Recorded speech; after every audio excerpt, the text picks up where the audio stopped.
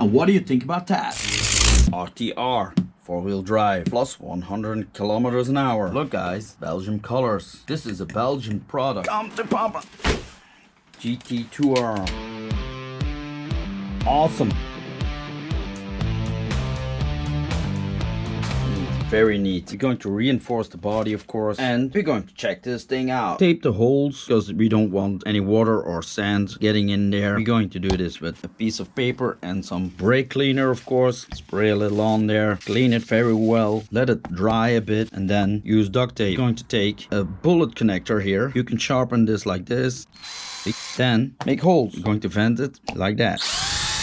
Nice clean hole. Also on the other side, you can also vent 4 holes. Take some tape, put it in there, rub it real good. No dirt's getting in there, and if there's dirt, it's coming out like this. Yeah, the pressure is getting out of here, so they will balloon less. Overall, the car looks pretty well built. I'm going to check the diffs to see how they are shimmed. This is a nice feature here. This is where the sway bar sits in this little thing here, and when you take the screws out, it doesn't fall out. It's a hinge. That's quite nice. So underneath the skid plate, this is one beefy skid plate. You have 4 more screws. These are for the diffs. You cannot remove this arm like this. You have to pull the hinge pin out, and then it comes off. And there are already group screws sitting in the KAGAMA. 1 hour later! This diff is very well shimmed. No play whatsoever. I know I've taken too much out of the car, but yeah, now we can see how it's built. This comes from factory with 20,000 in the front diff. In the center there's 100,000 and in the rear is 10,000. And that's good for bashing according to Team Corelli. So we're going to let that sit. I'm just going to check how these are shimmed. This pin keeps this thing on its place. But on the end here, there's this tiny rubber here. Be careful with this thing. I really like it. They have put a cap on the pinion here to prevent debris coming in here. The mesh is set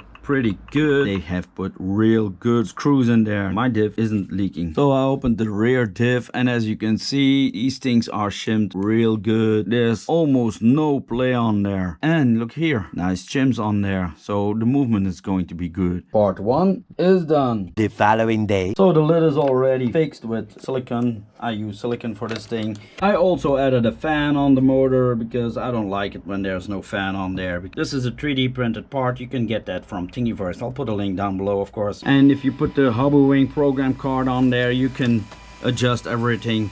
And we're going to adjust, of course, the BEC voltage. That's number 7. We're going to item 7. And as you can see, it's on 1, that's 6 volt. We're going to up that on 2 because now we have 7.4 volts on the vents and also on my servo. We're going to put the reverse on 50%. I like it more when it's faster, so value on 2. So I'm going to put a little bit of Loctite on there. Normally you don't have to do that, but I'm going to do that on these wheels just to be sure that they don't come off and strip the wheels. And yes, I went driving with it, and yeah, you have to check out the next video because the wing coming off wasn't the only thing that happened. So